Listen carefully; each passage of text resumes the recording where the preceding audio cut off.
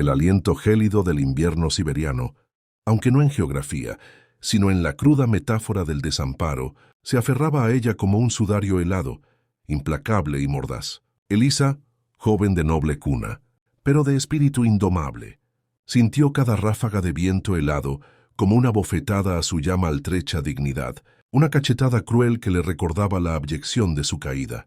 Las palabras de su padre, resonando aún en sus oídos con la fuerza de un decreto inquebrantable, eran más frías que el hielo que ahora crujía bajo sus pies delicados, calzados con apenas unas zapatillas gastadas y ya casi deshechas. Fuera de esta casa, no eres digna de llevar nuestro apellido. Tu deshonra ha caído sobre todos nosotros como una plaga ineludible y pestilente. El eco de su voz, cargado de ira y de una profunda decepción, parecía perseguirla, reverberando en cada árbol desnudo, en cada copo de nieve que caía. La acusación había sido una farsa abominable, un cruel montaje orquestado con una malevolencia calculada por su hermana, la envidiosa Isabela, cuyo corazón era un pozo de celos, y el cobarde duque Armand, un pretendiente rechazado que no toleró la afrenta de su desaire. Elisa había sido acusada de robar las joyas familiares, un crimen que jamás cometería, pues su corazón noble jamás se inclinaría a la bajeza, pero las pruebas, burdamente fabricadas con una astucia diabólica y una falta total de escrúpulos, fueron suficientes para convencer a un padre, ciego por el orgullo herido y la ira desmedida. Así, en medio de la noche más oscura que sus jóvenes ojos habían contemplado, bajo un cielo que lloraba copos de nieve, incesantes como lágrimas, congeladas de un dios afligido, fue expulsada de la única vida que conocía, con el corazón roto en 1000 pedazos y el alma desgarrada por la atroz e injusta calumnia. Cada paso en la nieve profunda era una agonía lenta y tortuosa. Sus finos ropajes, pensados para el calor sofocante de los salones palaciegos, eran inútiles, una burla cruel contra la furia despiadada de la tormenta que la azotaba sin piedad.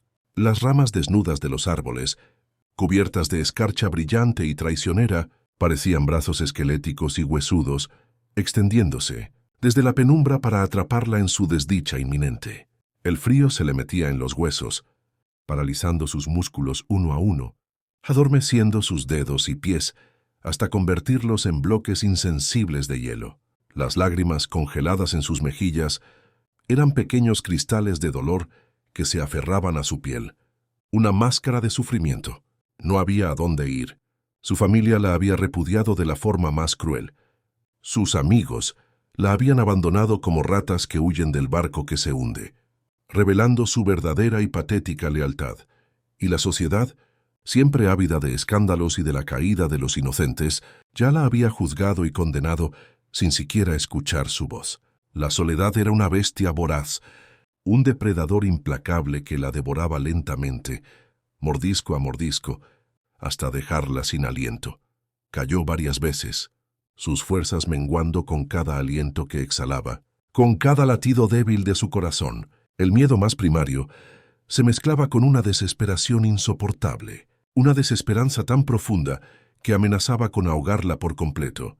Pensó en su madre, fallecida hacía años, la única que la había amado incondicionalmente, la única que habría creído en su inocencia con una fe inquebrantable. Una punzada de nostalgia aguda y de un anhelo inconsolable por un consuelo que nunca llegaría la atravesó, un dolor más profundo que el frío físico.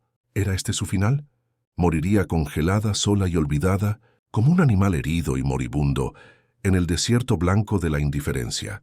El paisaje, monótono y hostil en su desolación, se difuminaba ante sus ojos cansados, nublados por las lágrimas y la fatiga. La nieve continuaba cayendo sin cesar, cubriendo su figura con un manto blanco, amenazando con convertirla en parte del paisaje inerte, una estatua de hielo del sufrimiento. La conciencia comenzó a abandonarla. Un dulce y peligroso sopor la invitaba a ceder, a entregarse al olvido. Sus párpados pesaban como plomo, su respiración se volvía superficial, apenas un suspiro en la inmensidad de la tormenta. El frío paradójicamente ya no quemaba. Ahora la abrazaba con una calidez engañosa que prometía la liberación, el descanso eterno. Se desplomó finalmente junto a un abeto cubierto de nieve, su cuerpo flácido, su mente a la deriva en un mar de nebulosa. La oscuridad se cernió sobre ella, y el último pensamiento que cruzó su mente fue un susurro, apenas audible de su propia inocencia, silenciado por la ventisca ululante, perdido en el fragor de la tormenta, mientras la civilización, con sus pretensiones y sus máscaras, dormía bajo un manto de prejuicios y apariencias, lejos de los salones ostentosos y las intrigas palaciegas que tejían las vidas de los hombres. La tierra salvaje seguía su propio ritmo milenario, imperturbable y majestuoso. Allí donde los ecos de la naturaleza resonaban con la sabiduría ancestral de generaciones pasadas, un hombre de otro mundo, el cazador apache Koa, caminaba con paso silencioso y firme, casi fundido con la propia tierra. Koa no era solo un hombre, era un espíritu del viento, un hijo auténtico de la tierra que lo había nutrido. Sus sentidos afinados por años de vida, en armonía con el entorno indómito y salvaje. Sus ojos, profundos como los lagos de montaña y agudos como el halcón que surcaba. Los cielos inmensos no pasaban por alto el más mínimo detalle en el vasto lienzo blanco que se extendía ante él. Esa noche, la tormenta de nieve había sido particularmente feroz, una furia desatada de los elementos. Pero Koa no se había resguardado. Estaba rastreando una manada de ciervos, su fuente esencial de sustento, y la necesidad ineludible lo había impulsado a desafiar el temporal más allá de la prudencia. Su figura alta y musculosa se movía con una gracia innata, casi felina, su rostro curtido por el sol implacable y el viento cortante. Sus largas trenzas adornadas con cuentas de hueso y plumas, símbolos sagrados de su linaje ancestral y de sus hazañas como cazador. La piel de búfalo que lo cubría le brindaba un calor vital y protector, y su arco, tensado con una destreza que venía de años de práctica, era una extensión natural de su propia voluntad. No estaba familiarizado con las intrigas venenosas de la gente blanca, con sus palacios de piedra fría y sus falsas cortesías, pero entendía la crueldad, pues la había visto de primera mano en la forma en que los colonos invadían su tierra sagrada, la forma en que destruían lo que era sagrado y ancestral para su pueblo. Mientras se adentraba en un denso bosquecillo de pinos, donde el silencio era más profundo, un olor inusual y extraño llamó su atención. No era el aroma penetrante del venado, ni el del zorro que merodeaba en la noche. Era algo más sutil, algo que no pertenecía a ese entorno salvaje. Una fragancia delicada, casi etérea, mezclada con el tenue hedor de la desesperación. Siguió el rastro invisible, sus pasos amortiguados por la nieve fresca y silenciosa. Sus ojos escrutaron el terreno con una agudeza infalible, y fue entonces cuando la vio. Una figura pálida, apenas visible bajo una capa de nieve que la cubría como un sudario, acurrucada junto a un árbol. Una silueta frágil en la inmensidad blanca. Una criatura que parecía un copo de nieve más, a punto de fundirse en la nada, desvaneciéndose en el olvido. Se acercó con cautela, su mano instintivamente en el cuchillo, siempre alerta a los peligros inminentes de la naturaleza salvaje. Pero al verla de cerca, su instinto de cazador se transformó en algo más profundo y complejo. No era una amenaza, era una víctima. Una joven mujer, vestida con ropas extrañas y finas que no le protegían del frío, su piel lívida, sus labios azules por la falta de calor. Su respiración era apenas un suspiro, un hilo tenue de vida. Koa, acostumbrado a la crudeza de la vida y la muerte en el bosque, no era ajeno al sufrimiento y la pérdida. Había visto a muchas criaturas perecer por el frío inclemente, pero esta era diferente. Había una fragilidad en ella, una vulnerabilidad que le recordaba a un pájaro pequeño y desvalido caído de su nido en medio de una tormenta. Sin dudarlo un instante, Koa se arrodilló a su lado. Su experiencia en el bosque le decía que no había tiempo que perder, que cada segundo era vital. El frío ya había comenzado su obra letal, adueñándose de sus entrañas. La alzó en sus brazos, sintiendo el escalofrío que emanaba de su cuerpo, un frío que se le calaba hasta los huesos. Su ligereza lo sorprendió. Parecía una muñeca de porcelana, etérea y frágil. La envolvió en su propia capa de piel de búfalo, intentando transferirle algo de su calor vital, de su propia esencia. La visión de esa mujer, tan ajena a su mundo y tan indefensa en su desamparo, despertó en él una compasión silenciosa, un sentido de responsabilidad que iba más allá de las fronteras de su tribu y de su idioma.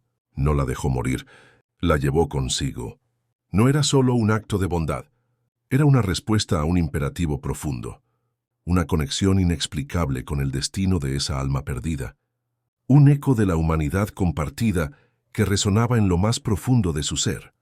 El camino de regreso a su hogar, una modesta morada excavada en la tierra y reforzada con troncos y pieles, fue arduo y extenuante. La nieve se había acumulado, formando montículos y derivas que dificultaban cada paso, y el peso de la joven, aunque ligera, se hacía sentir con cada zancada en la profunda capa blanca. Koa, sin embargo, avanzaba con una determinación inquebrantable, su mente enfocada en un único objetivo: salvar esa vida que la atormenta. Amenazaba con reclamar sin piedad. Sentía el latido débil de su corazón contra su propio pecho, una señal tenue pero poderosa de que aún había esperanza, de que la llama de la vida aún parpadeaba. Las palabras, los prejuicios, las divisiones artificiales que separaban a sus pueblos no existían en ese momento. Solo la simple y cruda realidad de la vida y la muerte, un duelo primario bajo el cielo helado. Al llegar a su morada, una tenue columna de humo se elevaba desde la chimenea, una promesa visible de calor en la desolación de la noche invernal. La entrada, camuflada ingeniosamente entre las rocas y los arbustos para protegerla de los elementos y de las miradas curiosas, se abrió para revelar un interior sorprendentemente acogedor y cálido. Un fuego crepitaba alegremente en el centro de la estancia, irradiando una calidez que Koa sabía que sería la salvación de la joven. El aroma a madera quemada y hierbas secas llenaba el aire, creando una atmósfera de paz y refugio, que contrastaba drásticamente con el infierno. Helado del exterior, depositó a Elisa con delicadeza extrema sobre un lecho de pieles, suaves y gruesas junto al fuego. Su piel estaba tan fría al tacto que le pareció estar sosteniendo un bloque de hielo inerte. Koa actuó con la eficiencia y el conocimiento que la vida en la naturaleza le había enseñado, una sabiduría práctica forjada en la experiencia. Desató sus ropas empapadas y heladas, con manos firmes pero suaves, exponiendo su cuerpo delgado y tembloroso al calor del fuego. No había en sus gestos ni una pizca de vergüenza o impropiedad, solo la urgencia imperante de la supervivencia, la necesidad de salvar una vida. Frotó sus extremidades con vigor, intentando restaurar la circulación sanguínea, mientras una olla de arcilla con agua y hierbas comenzaba a calentarse sobre las brasas ardientes. El vapor se elevó, llevando consigo el aroma de la curación, una promesa de alivio. Con paciencia infinita, le administró pequeños sorbos de un brebaje caliente, hecho de hierbas medicinales, la savia misma de los bosques, que ayudarían a calentar su cuerpo desde adentro y a combatir los efectos insidiosos del frío extremo. Sus manos ásperas, acostumbradas al arco y la lanza, fueron sorprendentemente gentiles al sostener su cabeza y acercar la taza a sus labios agrietados. No había preguntas, no había juicios, solo la silenciosa y resuelta determinación de un sanador, de un protector. La noche avanzó lentamente, marcada por el sonido del viento aullando afuera, una sinfonía de la desolación, y el crepitar reconfortante del fuego adentro.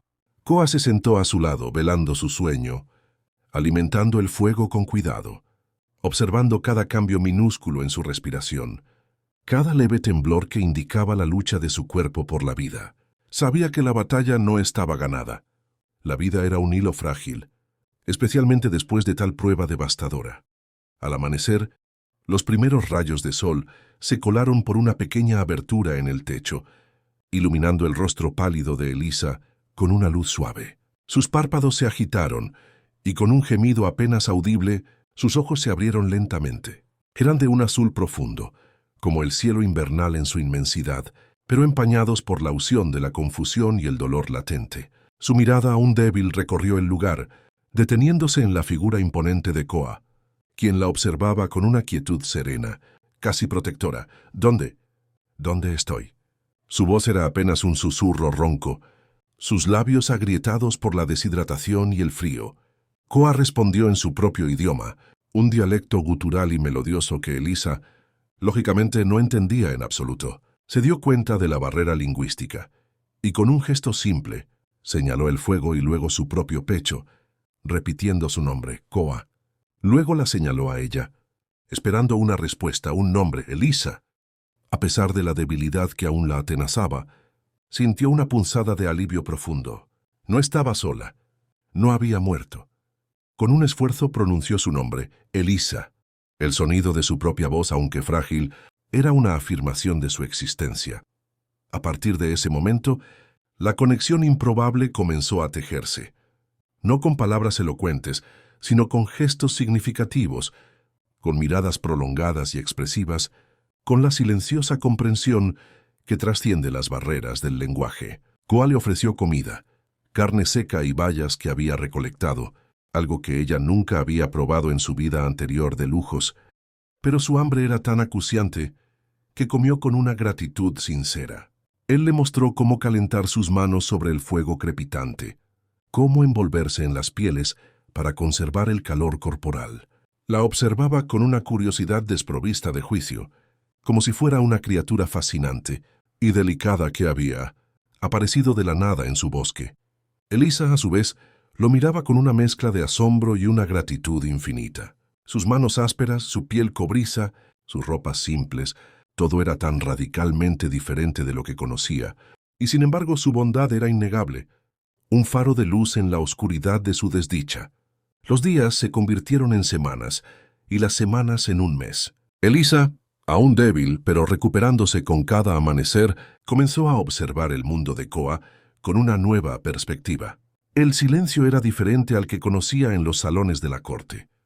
No era un silencio vacío y opresivo, sino uno lleno de vida, de los susurros del viento entre los árboles, del canto melancólico de los pájaros, del crujir de las ramas bajo el peso de la nieve. Koa la llevó a cazar una mañana, no para que ella lo hiciera, sino para que observara, para que aprendiera. Vio cómo se movía sigilosamente entre los árboles, cómo leía las huellas en la nieve como si fueran un libro abierto, cómo se convertía en una extensión de la propia naturaleza, un espíritu del bosque. Aprendió de él a ver el bosque no como un lugar hostil y amenazante, sino como un hogar, un proveedor generoso, un maestro sabio. La barrera del idioma era un desafío formidable, pero también una oportunidad para una comunicación más profunda, más allá de las palabras. Koa le enseñó palabras apache, con la paciencia de un maestro, y ella, a su vez, le enseñó algunas de las suyas, con una avidez inusual. Cada nueva palabra era un puente que se construía, ladrillo a ladrillo, entre sus mundos dispares. Aprendió los nombres de los animales salvajes, de las plantas medicinales que curaban, de las estrellas que Koa conocía como a sus hermanos. Él aprendió de ella la complejidad de su sociedad, de los castillos imponentes y las coronas ostentosas, de las intrigas venenosas y las injusticias que se cometían en nombre del poder. Una tarde, mientras el sol se ponía, tiñendo el cielo de tonos dorados y púrpuras que se reflejaban en la nieve, Elisa, con su voz aún un poco ronca pero más firme, logró contarle, con una mezcla de palabras y gestos, la historia de su expulsión, de la traición cruel de su hermana y de la injusticia que había sufrido a manos de los que debían protegerla. Koa escuchó en silencio absoluto, sus ojos fijos en ella, absorbiendo cada detalle de su dolor, con una comprensión que trascendía las palabras.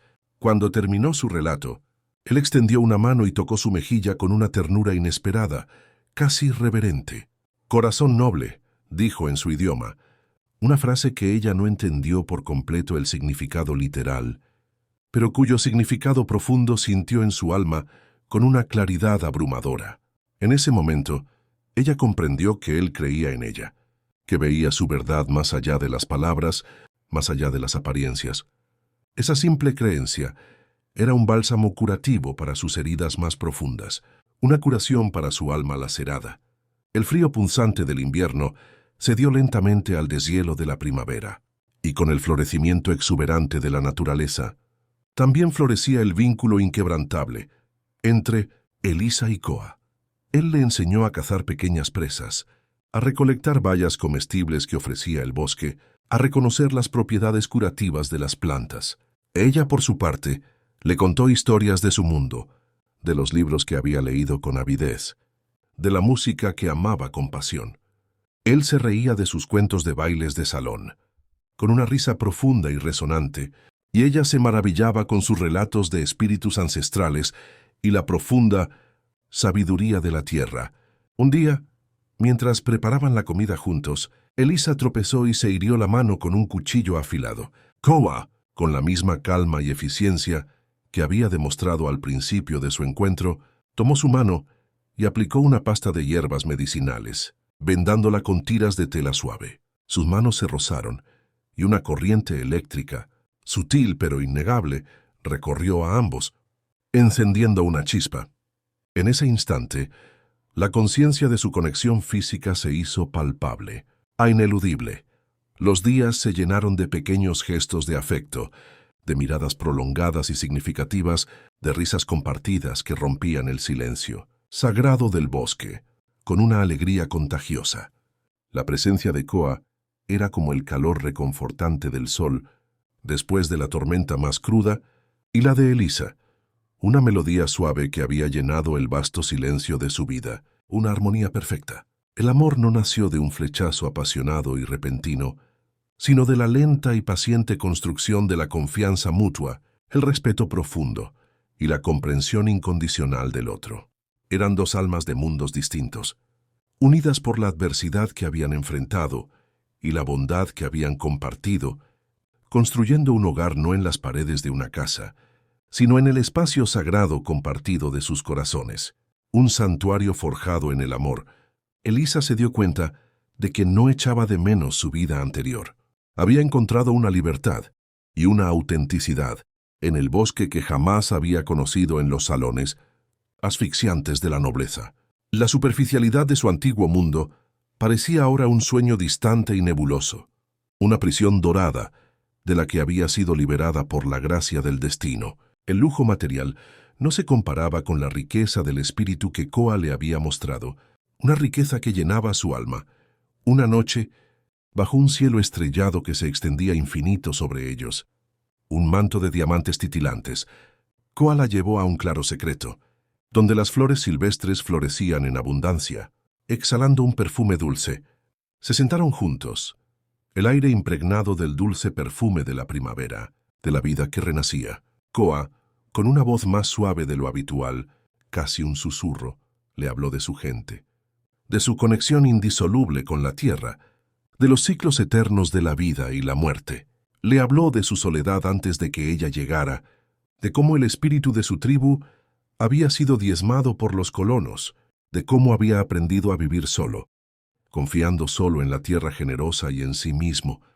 Tú eres como un río que encuentra su camino hacia el mar, dijo Koa señalando las estrellas lejanas. Has sido arrojada, despojada, pero has encontrado tu propio cauce, tu propio camino. Tu espíritu es fuerte, Elisa, tan fuerte como las montañas.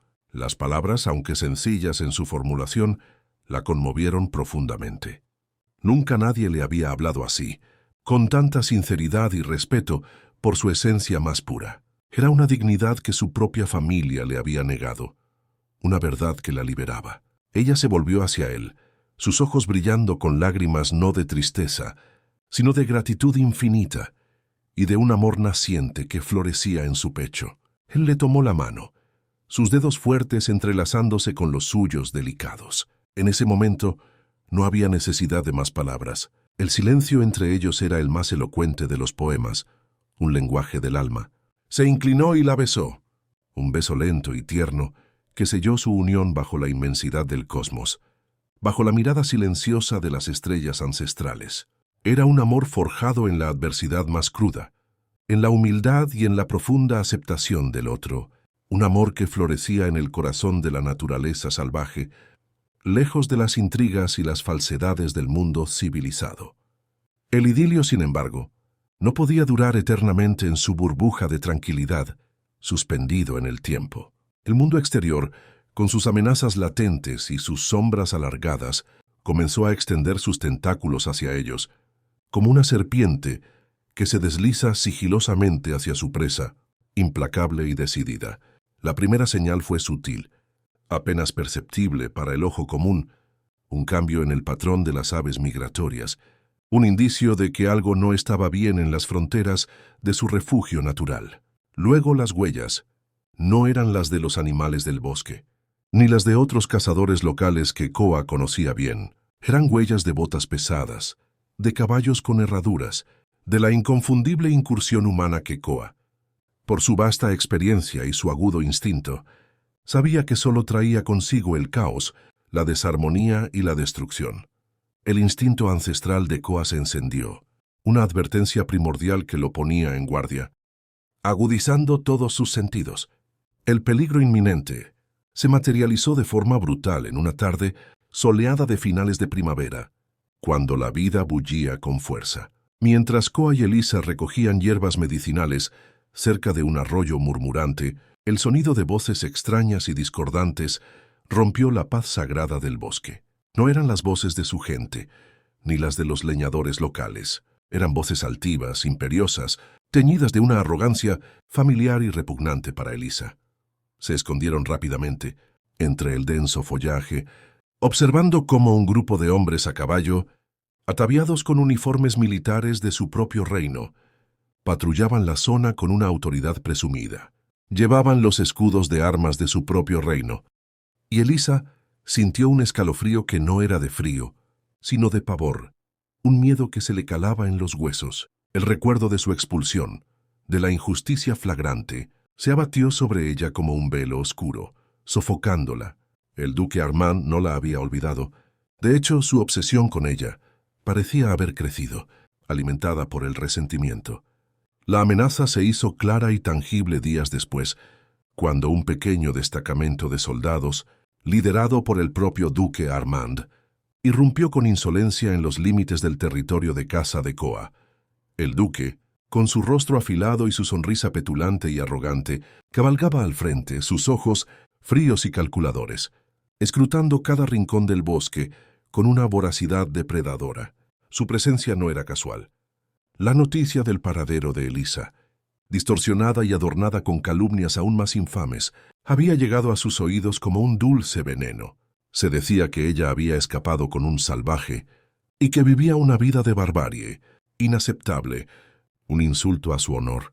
Para Armand, esto no era solo un asunto de honor personal, era una oportunidad dorada de consolidar su poder y su reputación maltrecha, de demostrar que nadie podía desafiarlo, impunemente, sin sufrir las consecuencias más severas. Quería a Elisa de vuelta, no por amor o afecto, sino como un trofeo de caza, para humillarla públicamente y restaurar lo que él consideraba su honor mancillado, su imagen social.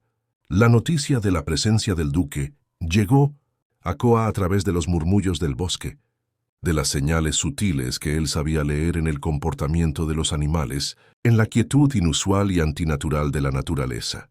Los soldados estaban acampados a unos pocos días de viaje, buscando sin cesar, preguntando con amenazas e intimidando a los pocos colonos que se aventuraban por esos parajes. El tiempo era escaso y Precious. Koa sabía que su hogar, su refugio sagrado ya no era seguro, que su santuario había sido profanado. Elisa lo notó, la tensión visible en su rostro, la forma en que sus ojos exploraban constantemente el horizonte con una preocupación creciente. «Vienen por mí, ¿verdad?», preguntó Elisa una noche, susurrando, su voz teñida de una resignación que intentaba ocultar el miedo. Koa la miró, sus ojos oscuros llenos de una determinación férrea y una promesa tácita. «No te llevarán. Esta tierra es tuya ahora, y yo soy tu protector. Nadie te tocará mientras yo respire». El plan que Koa ideó era audaz, arriesgado hasta la locura, pero era la única forma de enfrentar la inminente tormenta que se cernía sobre ellos. No podían huir para siempre. El duque Armand los cazaría sin descanso, con una obsesión enfermiza. La única opción era confrontarlo, pero no en sus términos, no en el campo de batalla que él eligiera.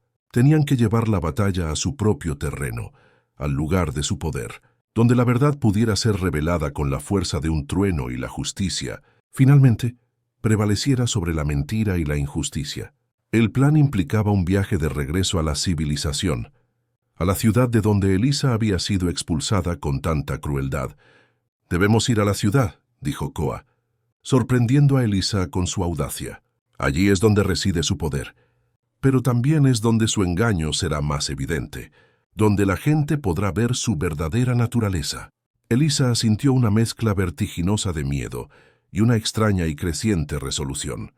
Volver a ese lugar, a esos rostros que la habían despreciado y humillado, era aterrador, una perspectiva que le encogía el estómago, pero no podía permitir que la mentira siguiera envenenando su vida, que la calumnia la persiguiera por siempre. «¿Pero cómo? No tengo pruebas. Nadie me creerá». Su palabra es ley allí. La verdad es una fuerza poderosa. «Elisa», respondió Koa, su voz tranquila pero firme, con la resonancia de las montañas, «y yo estaré contigo. La gente verá lo que la maldad ha hecho y lo que la bondad ha curado. Tus ojos, tu espíritu, serán la prueba». El giro inesperado del plan de Koa no solo era enfrentar a Armand en su propio terreno, sino exponerlo públicamente, no solo por la injusticia contra Elisa, sino por su corrupción intrínseca y sus crímenes ocultos que Koa había estado descubriendo. Koa había estado observando. Él, con sus sentidos agudizados por la vida en la naturaleza, había detectado la presencia de hombres que no eran soldados, sino forajidos y mercenarios trabajando bajo las órdenes del duque, operando en las sombras. Había escuchado sus conversaciones furtivas, había visto sus movimientos turbios. Había descubierto que Armand no solo había orquestado el robo de las joyas de Elisa, sino que también estaba involucrado en un esquema de extorsión a los pequeños terratenientes locales, utilizando su posición de poder para enriquecerse a costa de los inocentes y desamparados. La acusación contra Elisa había sido una cortina de humo elaborada, un desvío de la atención de sus verdaderos delitos, un engaño para encubrir su propia villanía. La travesía de regreso fue una prueba de resistencia tanto física como mental. Koa, con su conocimiento íntimo del terreno, los guió por caminos poco transitados, senderos secretos y olvidados, evadiendo los puestos de avanzada del duque con una astucia impresionante. Elisa, aunque vestida con ropas sencillas de cazador que Koa le había confeccionado con esmero, había recuperado su fuerza y su determinación. Ya no era la joven frágil y asustadiza que Koa había encontrado al borde de la muerte. Se había transformado en una mujer fuerte, curtida por las inclemencias de la naturaleza, con una nueva dignidad forjada en la adversidad, una dignidad que le venía del corazón y del espíritu. Al llegar a las afueras de la ciudad, se detuvieron. La vista de los altos muros de piedra, de las imponentes torres que se alzaban hacia el cielo, la llenó de una extraña mezcla de emociones. Temor reverencial y una creciente resolución. Era el lugar de su sufrimiento más profundo, pero también el lugar de su redención. Koa le entregó un pequeño saco de cuero, algo pesado. «Esto te ayudará», dijo. Dentro había algunas de las joyas que Elisa supuso que eran parte de las que supuestamente había robado, pero también había documentos que Koa había logrado recolectar con increíble astucia, pruebas irrefutables de la extorsión de Armand y de los testigos que había forzado a mentir bajo amenaza. Koa, en su tiempo en el bosque, había aprendido a observar no solo la naturaleza, sino también la naturaleza humana en sus incursiones ocasionales por los asentamientos de los colonos. Había visto el sufrimiento causado por Armand y su sentido de la justicia, tan arraigado en su cultura apache, no podía permanecer inactivo ante tal injusticia. El plan era simple en su concepción, pero arriesgado hasta la temeridad. Elisa debía presentarse en el juicio público del duque Armand, que se había convocado para consolidar su poder y dictar sentencias sobre varios agitadores locales, entre ellos algunos de los terratenientes a quienes había extorsionado sin piedad. Koa, mientras tanto, se infiltraría en la ciudad, buscando a los testigos clave y presentándolos en el momento oportuno, como piezas de un rompecabezas. Era un juego de ajedrez de alto riesgo, y cada movimiento debía ser preciso y calculado con la máxima exactitud. El día del juicio llegó con una atmósfera densa y cargada. La gran sala del tribunal estaba abarrotada, hasta el punto de la asfixia. La élite de la sociedad, los nobles engreídos y los ciudadanos curiosos, todos estaban allí, ansiosos por presenciar la caída de los supuestos enemigos del duque. Sedientos de espectáculo, el duque Armand, sentado en un estrado elevado, sonreía con una complacencia repugnante, seguro de su victoria ya cantada. Su hermana Isabela estaba a su lado, su rostro lleno de una falsa piedad y una hipocresía que solo Elisa podía ver. Cuando el nombre de Elisa fue mencionado por el heraldo, un murmullo de sorpresa incrédula recorrió la sala como un escalofrío. La deshonrada princesa, a quien se creía muerta o perdida en la barbarie de las tierras salvajes, apareció en la puerta de la sala. Su entrada fue silenciosa, casi fantasmal, pero su presencia, en ropas humildes pero con la cabeza en alto, irradiaba una fuerza inesperada, una dignidad que desarmaba. Elisa no era ya la joven delicada y asustada que habían expulsado. Era una mujer con la mirada serena de la montaña, con la quietud profunda del bosque, una dignidad inquebrantable que no podía ser tocada por las calumnias ni las mentiras. Los ojos de Armand se abrieron desmesuradamente con asombro, y luego, con una ira incontrolable, su fachada de calma resquebrajándose.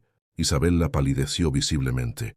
Su sonrisa falsa desapareció por completo, revelando la ansiedad en su rostro. «Elisa, ¿cómo te atreves a presentarte aquí, a profanar este sagrado recinto?», exclamó el duque, intentando recuperar el control de la situación, de la narrativa.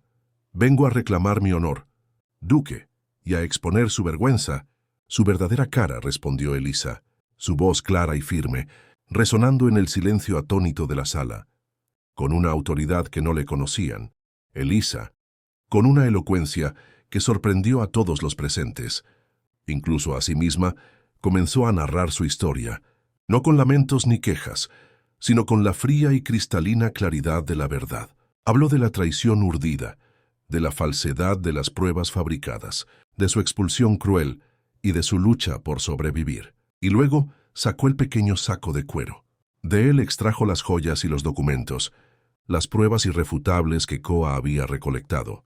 Las joyas, algunas de las cuales habían sido recuperadas por Armand y presentadas como evidencia de su culpabilidad.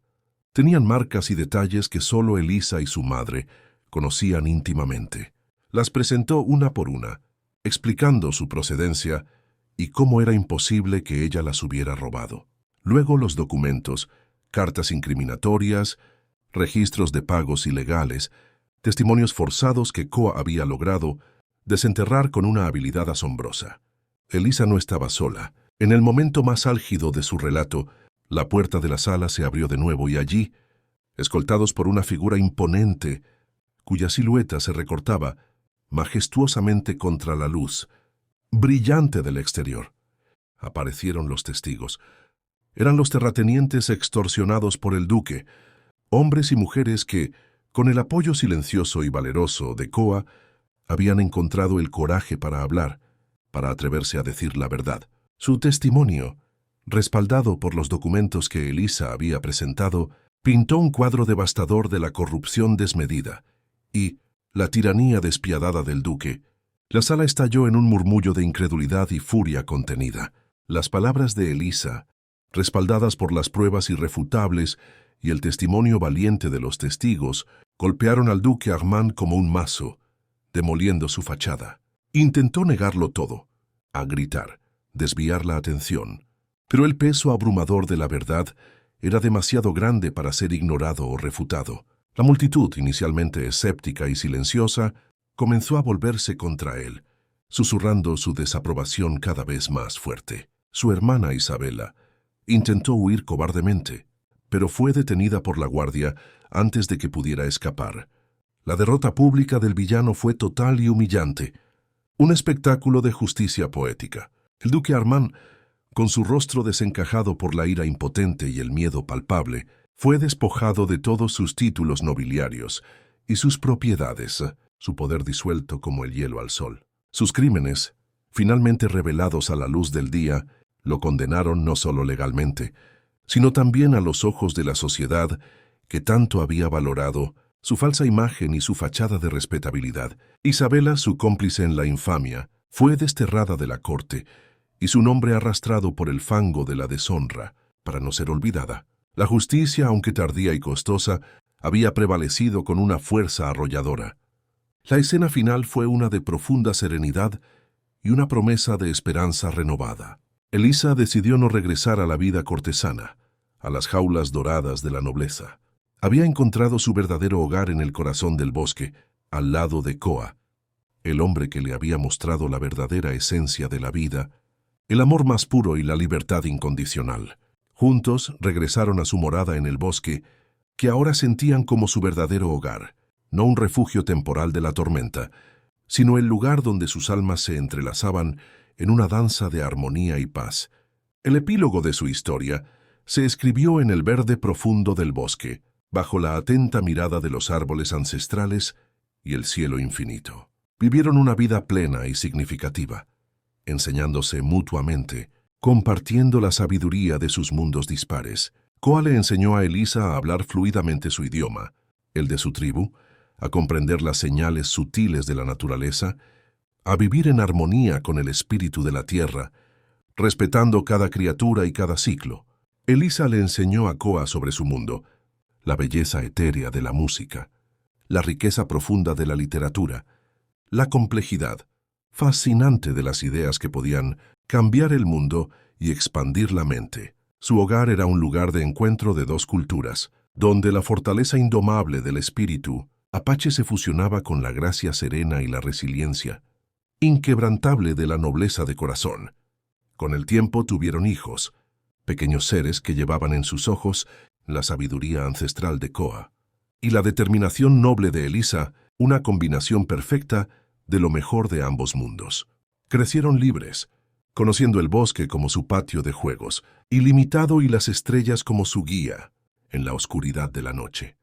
Aprendieron a cazar y a recolectar, a sobrevivir en la naturaleza con respeto y gratitud, pero también a leer y a soñar con mundos más allá del horizonte, con la imaginación como su único límite.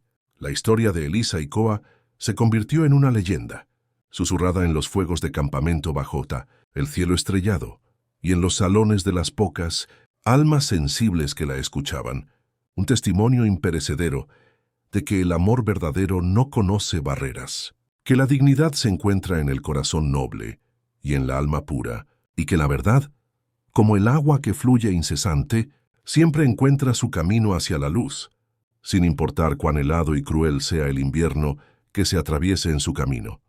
Si esta historia tocó tu corazón, suscríbete a nuestro canal para más historias como esta. Comenta abajo qué fue lo que más te emocionó y comparte este mensaje con alguien especial. Gracias por ser parte de este camino.